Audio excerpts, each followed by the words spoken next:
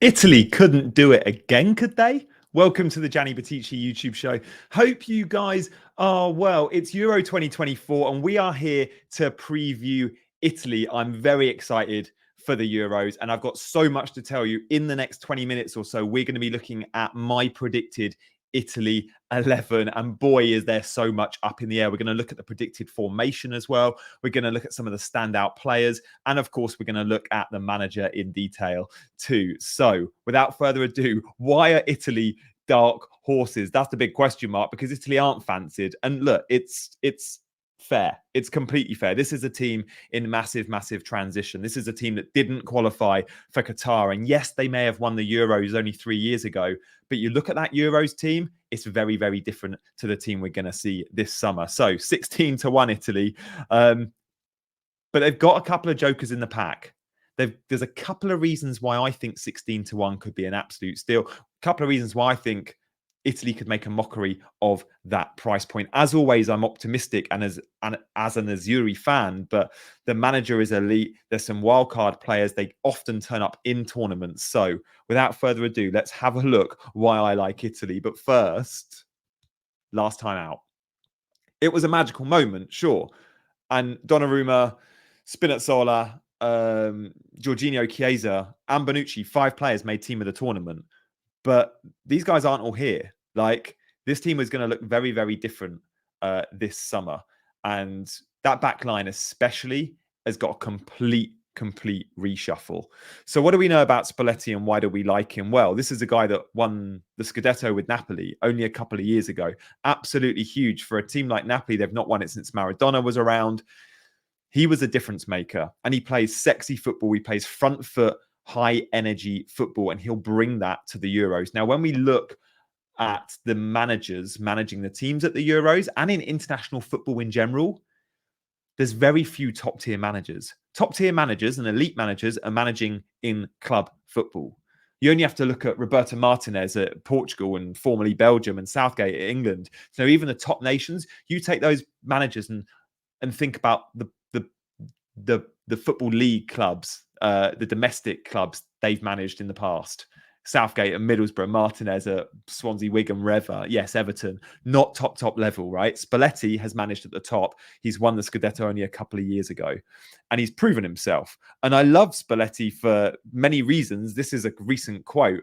Systems no longer exist in football. This is why we do not know how Italy are going to set up, right? It's all about the spaces left by the opposition. You must be quick and think about the right movements, have the courage to start the move even when you're pressed. And that's what his teams are about. They're courageous football teams, which I'm absolutely here for this summer. We'll see the Italy predicted 11 in just a second, right? I've spent a ton of time on this. If you fancy hitting that like button and subscribing, that'd mean a lot. So please do hit those buttons for me. This was his team at Napoli, by the way. Always a 4-3-3. Always a 4-3-3 with Spalletti. We saw that Roma, Inter in Russia. And we saw that at Italy at first, but things are about to change. So when Spalletti took over 9 months ago, the first 6 games, this is what we saw. Ignore the personnel. We saw 4-3-3, right? Yeah, won some games. Like, so far, we've had 5 wins, 2 draws, 1 defeat, I think it is, in those 8 games. But Italy weren't clicking. And Italy are a team low on confidence. This is a team that didn't qualify for Qatar, remember, right? And I think Spalletti looked at it and went, with the makeup of the squad we've got, with the way Inter Milan are playing, and how many Italians Inter Milan have, especially in the back line, maybe we mix it up. And in March, Italy had 2 friendlies. The last 2 games Italy played, what did we see? No surprises. We saw a 3-4-3 or a 3-5-2, however you see it. And this is the lineup, not the individual. This is the formation I think Italy will use this summer. They, I think, will go with 3 at the back. And I'm seeing so many predicted lineups in a 4. But guys, I think we got it wrong. I think it's going to be a back 3. Now, we will know a lot more after the friendlies. We've only got to wait a matter of days until those friendlies. But I think it will be a back 3 because the success we saw from Spalletti's team in March, 2 good-looking games, because Spalletti is all about the performance, not just the results. Of course, in the Euros, results are all that matter. But going into it, he wanted to see the performance. And with this shape, he absolutely saw it. Wing backs work. Some of Italy's best players play wing backs, and they play wing backs for their clubs. The likes of Federico De Marco, absolutely love him. Best left back in the world, I think. And with that, we can play to his strengths. So, how will Italy line up? This is a predicted 11 for the Albania game for me. Now, this might change off the back of seeing the friendlies, of course, but I think it will be a back three. Now, we can see there's only 6-7 players here that I think are nailed. The nailed players, and nailed might be too strong, let's say very likely to start, are those without a second name after, right? So we're just one name. So I think Donnarumma's set to start in goal. We're going to see Bastoni left centre back, DiMarco left wing back, in a midfield, which is fairly set with Jorginho and Barella. Pellegrini, I think, probably will, but we could see a Fratesi, or we could see a slightly different midfield makeup. But I think Pellegrini, Barella, Jorginho will be the three. And then I think Chiesa will start too. Of course he will. Now, up front, I also think Scamacca will get the nod. We'll get more on Scamacca in a second. But the number 9 is up for grabs. The right wing or wing back is definitely up for grabs. That could be one of 3 players, one of the kids. And look, Bellanova and Cambiasso played in that position in the March friendlies. But of course, Spalletti's boy Di Lorenzo could definitely play that role. But Di Lorenzo can also play at right centre back. He will probably be in the team, Di Lorenzo, in one of those roles. Is he absolutely 100% nailed? I'd say no, just because we don't know the makeup of the team. But with his experience, Napoli's captain, Spalletti's boy, I'd very much expect him to be in there. But let's talk about that back line first. If it's a back three, does he go for heavy on Inter Milan? And if he does, he's already got DiMarco and Bastoni on the left, right? That would give you a Cherby in the middle, and then he could go Darmian at right centre back. That is 4 of 5 defensive positions at Inter Milan. In the same shape Inter Milan play. Now, sure, Inter Milan have other players too. And Benjamin Pavard, for example, plays a ton at right centre back, and Darmian has played at right wing back. But he might just go with that because it has experience, but it also knows how to play with each other because it's got that level of consistency. And when we look at some of the other names, we see players that play for clubs like Torino or Atalanta, was Scalvini's case, and we just worry a little bit about their big match experience, perhaps, but also their age. These are young players. The Inter guys, slightly older, maybe not Bastoni, but slightly older, and they come with that level of experience. So, Bastoni, locked. Will it be a Cherby? Will it be Buongiorno? Or will it be Mancini of Roma? Ran out of characters here.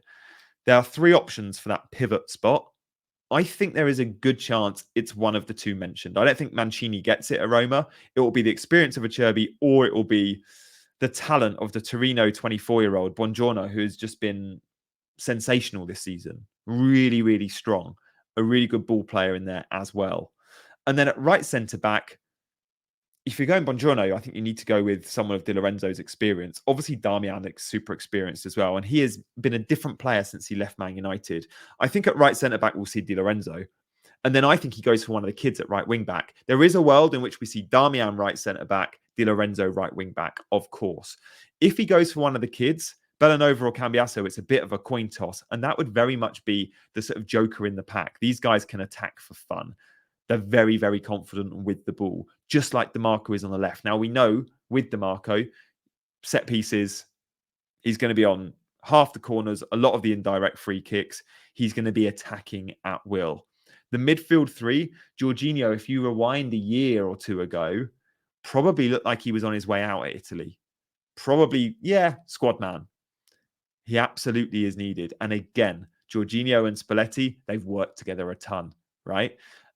Spalletti knows Jorginho's game. He will be his commander in the middle of the park. The good news for Italy is Jorginho, he's had a very good season at Arsenal, but he hasn't had a ton of games. And with that, he doesn't go into this Euros exhausted, which you might worry about a man of his age. He's not overly old. What is he, early 30s? But he's certainly a player that looks better when he's fresher, right? So Jorginho is going to need his legs for this month of football. Middle of the park there with Barella is really, really nice. My one concern is with no Verratti, right? Verratti isn't selected for Italy anymore since he moved to play for Qatar. Barella can do the job next to Jorginho, but ideally you have someone a little bit more defensively minded. Both Pellegrini and Barella, yes, they can be box to box, but they're both arguably better in the final third than the defensive third. I think that's probably a fair comment, certainly for both of them, to be honest, but Barella and Pellegrini. Now, Pellegrini has had a good season. Again, you rewind a year ago, you wouldn't be putting him in any Italy 11s. But he's an asset. He's a real asset. He can be physical. He strikes a great shot from outside the box. He can be on those direct free kicks if you need him to as well. And he comes with that leadership. This is a leader of Roma. Barella, Italy's star player for me. Like in terms of who would you put in the world-class tier? Donnarumma, yes, for goalkeepers. I think DiMarco is one of the top left backs, if not the best left back in the world at the moment. But Barella in his position, definitely top world-class tier. So it's the three big names, if you like, for me, DiMarco, Donnarumma, Barella. Barella's our star quality. And we saw in Euro 2020, he can pop up with goals as well. I remember that goal against Belgium. Then up front, Chiesa. He's been managed. Chiesa always does it in an Italy shirt. That's first and foremost. I have to just put that out there. I think back to the last Euros and he was the X factor. And he went into the last Euros as not first choice. And people forget that. We saw Berardi out on the right-hand side and we saw Insigne on the left. Now, Chiesa likes playing on the left, but he had to wait. And I think it was by game 2 or 3, he came on starting instead of Berardi on the right-hand side. And we saw that goal against Spain at Wembley. I was there for that. And again, off his left-hand side. He does like to drift left, but so does Pellegrini. It's going to be really interesting if we see if we see a 3-4-3 with Pellegrini one side, Chiesa the other of the number 9, or if it's more a two-man attack with Chiesa more advanced than Pellegrini. That's what I think we'll probably see. But he's a lock, Chiesa. At Juventus this season, so hot and cold. He wasn't really getting on with Allegri, and Allegri didn't. There was something going on there. Why he wasn't being picked every week, and why we didn't see the best of Chiesa. Allegri very defensive. Chiesa wants to play for more progressive managers, and under Spalletti, he has that. I think Chiesa is a really nice option for this summer, and I'm very excited to see him in action. Now he will be joined up front, I think, by Scamacca. And again, if you rewind a year, everyone was saying it'll be Raspadori or it'll be Retegui, of course, because since Spalletti's come in, his number 9 we've seen on previous slides, it's always been Retegui, and he's been scored, I think, 4 goals under Spalletti. This is a guy that got his Italian nationality only a year ago. He's Argentinian. And he's done okay in Serie A, but again, not a huge amount of goals. And Italy's big thing that you could say they've lacked for a very long time, including in 2020, Immobile led the line, but do Italy have a natural out-and-out top-tier striker? No, and they haven't done for a very, very long time. Now, I think Scamacca could be the answer to that. We'll come back to this 11, but Scamacca could be the answer to that. Now, this is his record at the end of the season for Atalanta. This is from Transfer Market. Just look at those columns down the right. The first column with numbers is goals, and the second column is assist. Now, we can see, wasn't really scoring many until the last 10 game weeks of the season. Take those last 10 weeks, right? And we see goal against Napoli, goal against Cagliari, goal and assist against Verona. Couple of games on the bench, goal against Salernitana. Assists against Roma, then again against Lecce, where he also scored. A goal again against Torino. Goal involvements every game. Red hot form. Really good for Italy, for Atalanta in the Europa League, which they won. His club form, I think, together with the fact Italy don't have a top-tier number 9, I think has played him into the 11. But, of course, Spalletti may have loyalties to the guy in the 9 months he's been manager. And if Retegui is training well and Spalletti has got a soft spot there, then maybe he keeps the spot. The one thing I'd say about Scamacca, even for Atalanta, when he's scoring all these goals, look at the minutes. Last column there.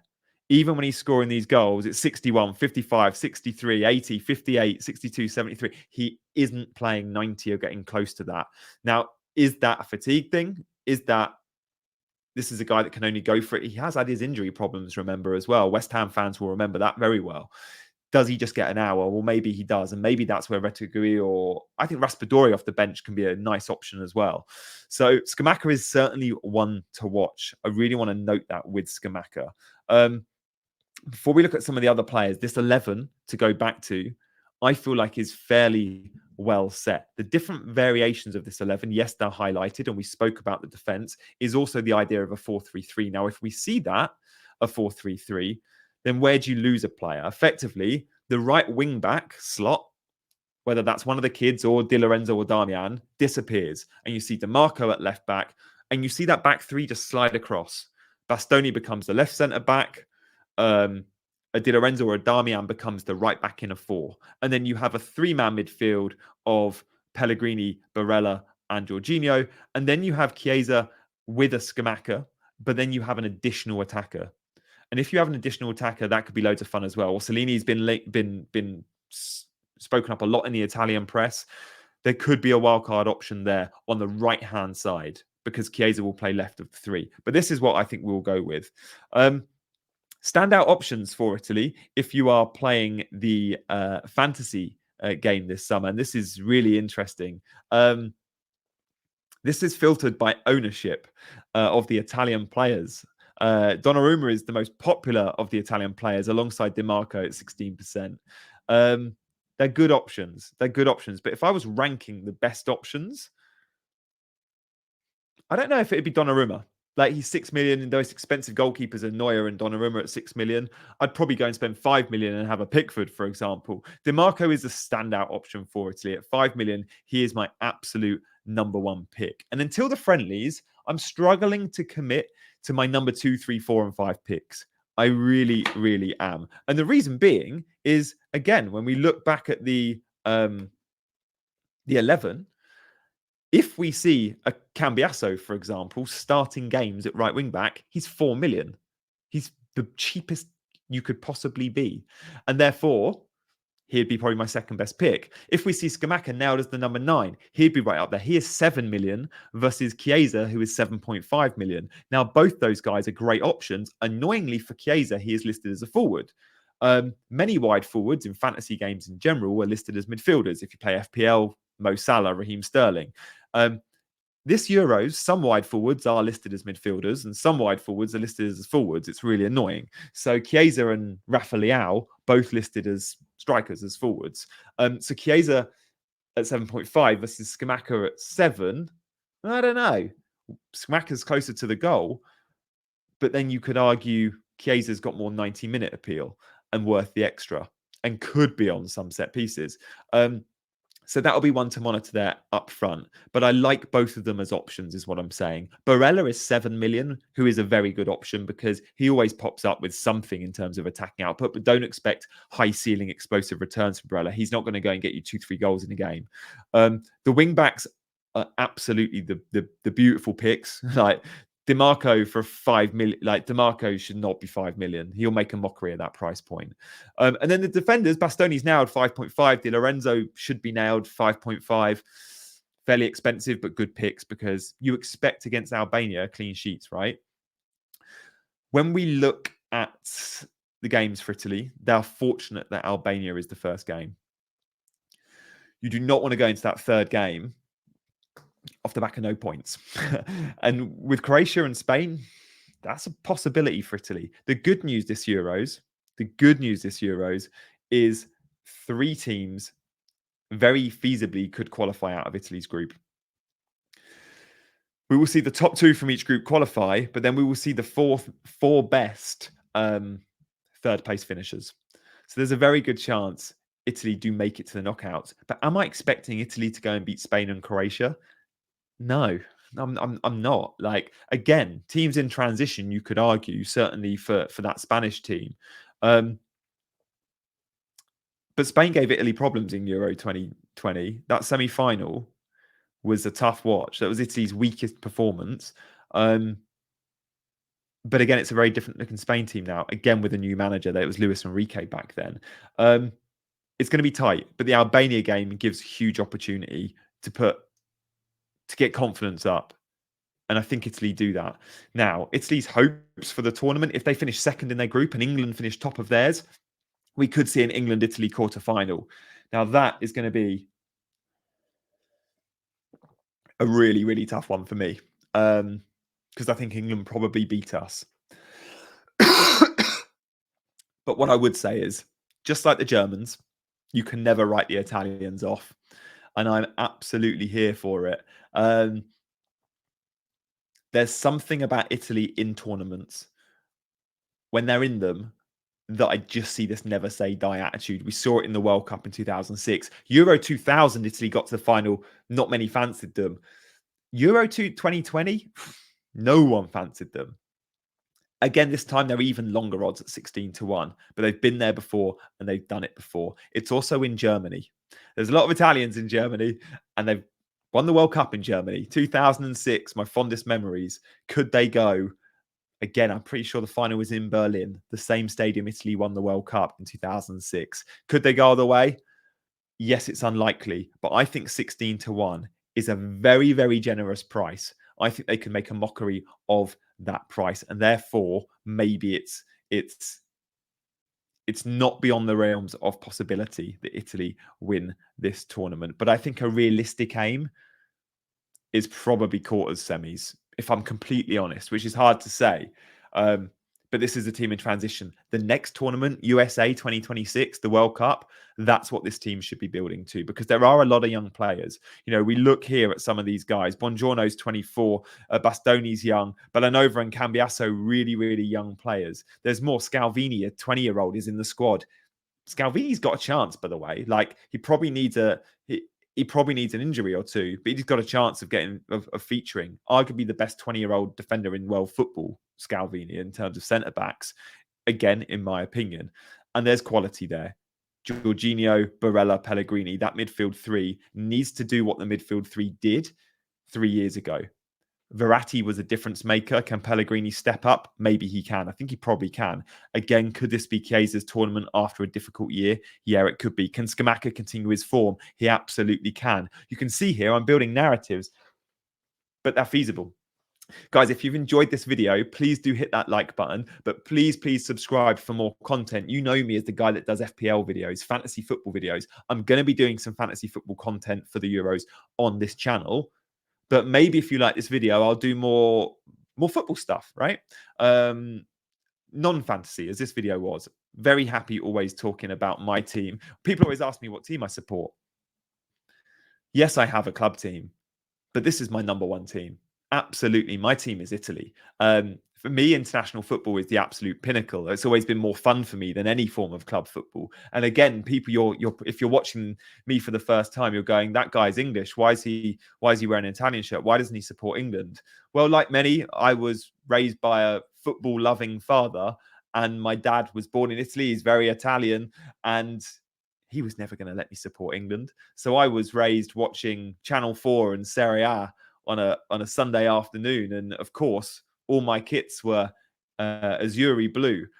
So when people ask why doesn't he support England, well, England are the opposition, just like every other team is opposition to my team, which is Italy. So I will always support Italy completely guilt-free. Yes, I'm half English and half Italian, and yes, I live in England, but Italy holds a place in my heart, and I've been raised supporting the same team as my dad, and I'm buzzing to support them again this summer.